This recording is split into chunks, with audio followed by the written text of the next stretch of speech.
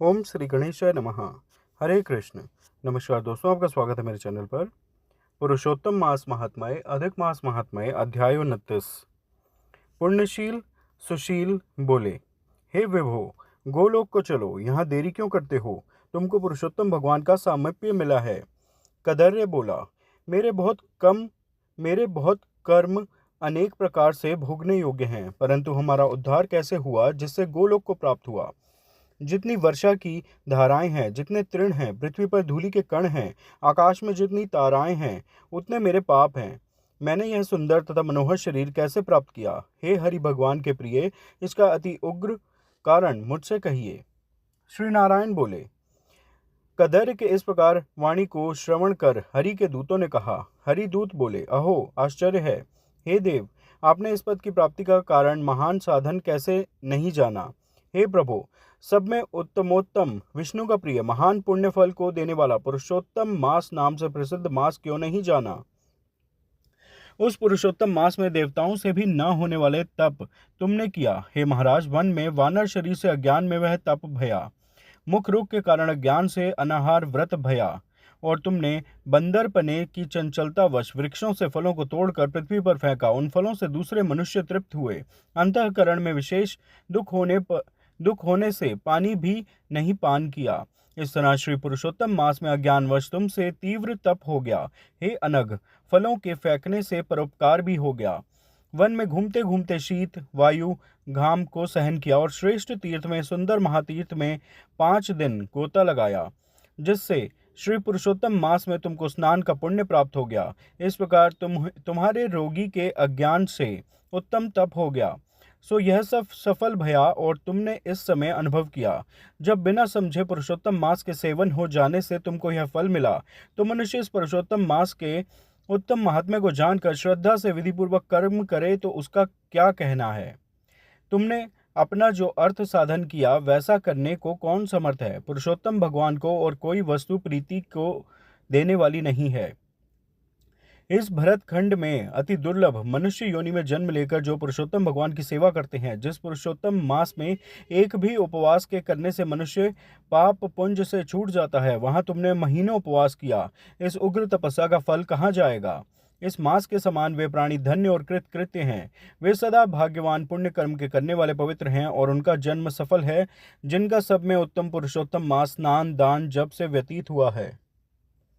श्री पुरुषोत्तम मास में दान, पितृकार्य, अनेक प्रकार के तप, ये सब अन्य मास की अपेक्षा कोटि गुण अधिक फल देने वाले हैं। जो पुरुषोत्तम मास के आने पर स्नान दान से रहित रहता है, उस नास्तिक पापी शठ धर्मध्वज खल को धिक्कार है।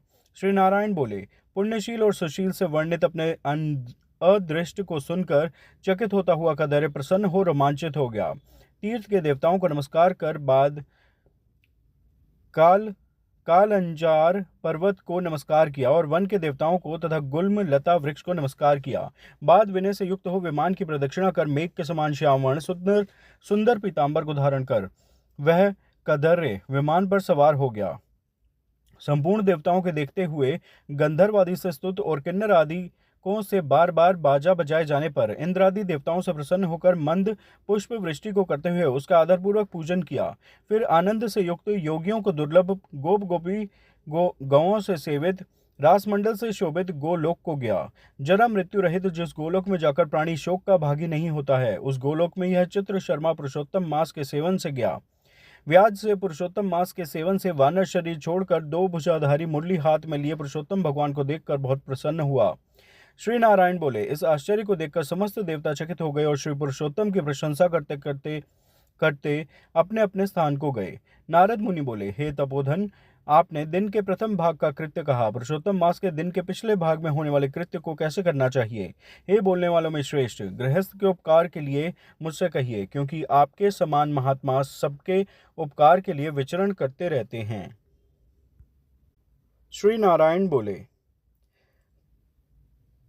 तत्काल के कृत्य को विधिपूर्वक समाप्त कर बाद मध्याह्न में होने वाली संध्या को करके तर्पण को करें। देव, मनुष्य, पशु, पक्षी, सिद्ध, यक्ष, सर्ष, दैत्य, प्रेत, पिशाच, नाग, ये सब जो अन्न की इच्छा करते हैं, वे सब मेरे से दिए गए अन्न को ग्रहण करें।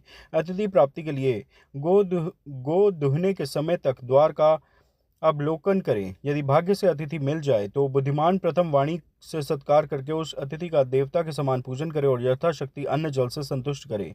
फिर विधि पूर्वक सब व्यंजपन से युक्त सिद्ध अन्न से निकाल कर भिक्षु और ब्रह्मचारी को भिक्षा देवे। सन्यासी और ब्रह्मचारी ये दोनों सिद्ध अन्न के मालिक हैं। इनको अन्न ना देकर भोजन करने वाला चंद्रयान व्रत करे। प्रथम सन्यासी के हाथ पर जल देकर भिक्षान देवे तो वह भिक्षान मेरु पर्वत के समान और जल समुद्र के समान कहा गया है। सन्यासी को जो मनुष्य सत्कार करके भिक्षा देता है उसको गोदान के समान पुण्य होता है। इस बात को यमराज भगवान ने कहा है। फिर मौन होकर पूर्व मुख बैठकर शुद्ध और बड़े पात्र में अन्न को रखकर प्रशंसा करते हुए भोजन करे। अपने आसन पर अपने बर्तन में एक वस्त्र से भोजन नहीं करे। स्वयं आसन पर बैठकर स्वस्थ चित्त प्रसन्न मन होकर जो मनुष्य अकेला ही अपने कांसे के पात्र में भोजन करता है तो उसके आयु, प्रज्ञा, यश और बल ये चार बढ़ते हैं। दिन में सत्यम त्वर्तेन परिषिंचामि, रात्रि में ऋतम वा सत्येन परिपिंचामि। इस मंत्र से हाथ में जल लेकर निश्चय कर घृत व्यंजन युक्त अन्न का भोजन करें। भोजन में से कुछ अन्न लेकर इस प्रकार कहें, भूपतये नमः। प्रथम कहकर भुवनपतये नमः कहें। भूतानाम पतये नमः कहकर धर्मराज की बलि देवें। फिर चित्रगुप्त को देकर भूतों को देने के लिए यह कहें, जिस किसी जगह स्थित भूख प्यास से व्याकुल भूतों की तृप्ति के लिए यथासुख यह अक्षप्य अन्न हावे।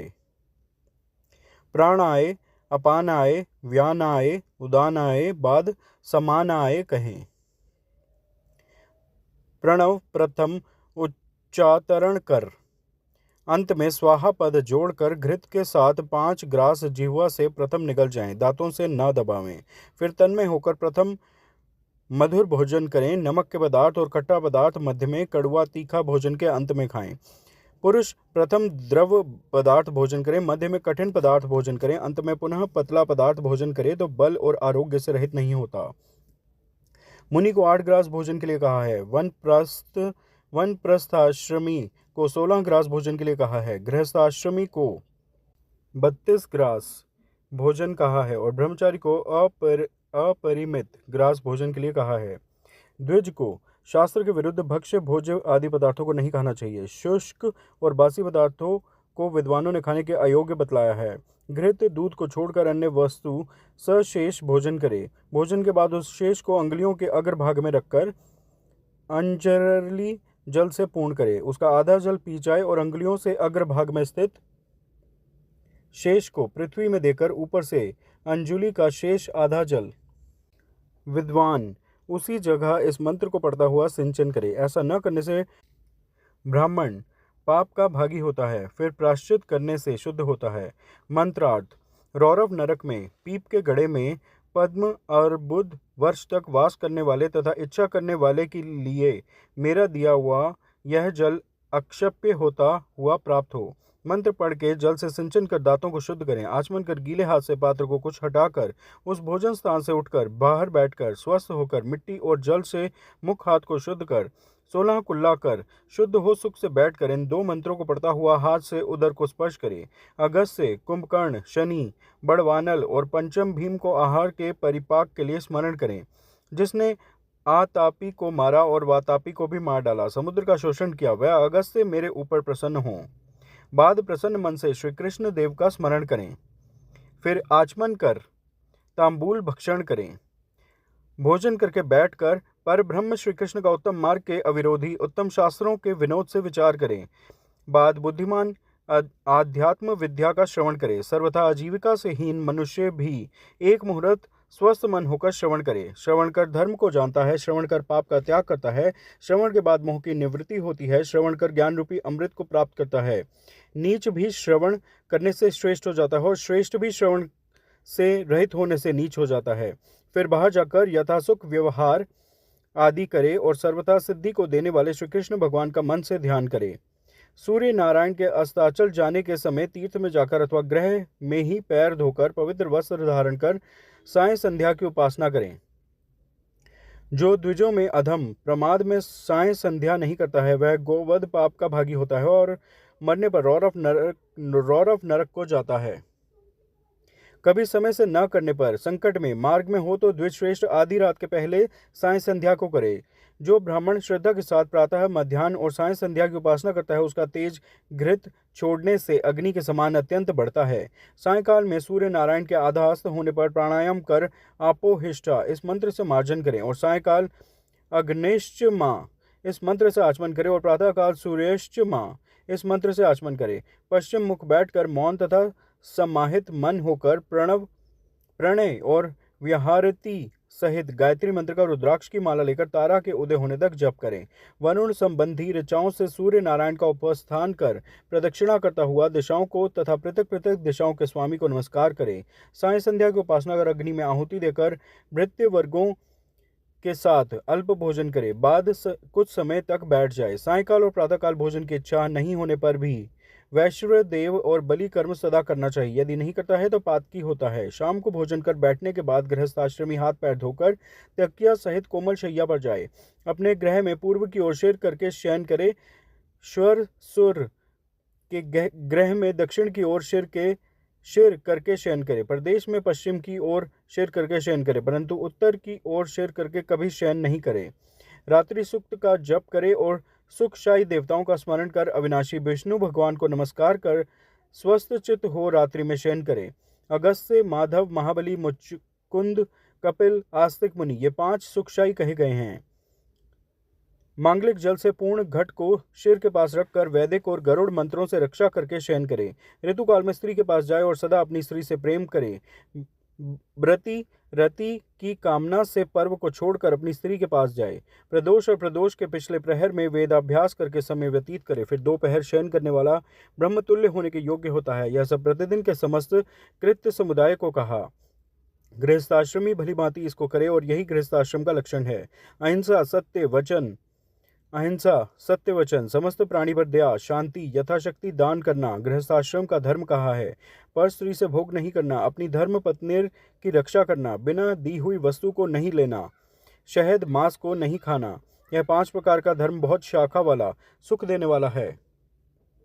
शरीर से होने वाले धर्म को उत्तम प्राणियों को करना चाहिए। श्री नारायण बोले, संपूर्ण वेदों में कहा हुआ यह उत्तम चरित्र गृहस्थाश्रम का लक्षण है। हे मुने, इसको लोक के हित के लिए संक्षेप में लक्षण के साथ आपसे मैंने अच्छी तरह कहा। इति श्री बृहन्नारदीय पुराणे श्री पुरुषोत्तम मास महात्म्ये श्री नारायण नारद संवादे आह्निक कथनम नाम 39 अध्यायः। आप सब प्रेम से मेरे साथ बोलिए, श्रीमन्नारायण नारायण नारायण, भजमन नारायण नारायण नारायण, लक्ष्मी नारायण नारायण नारायण, सत्य नारायण नारायण नारायण, श्रीमन्नारायण नारायण नारायण, भजमन नारायण नारायण नारायण। कृपया इस वीडियो को लाइक व शेयर करें, मेरे चैनल सब्सक्राइब करें। धन्यवाद। हरे कृष्ण।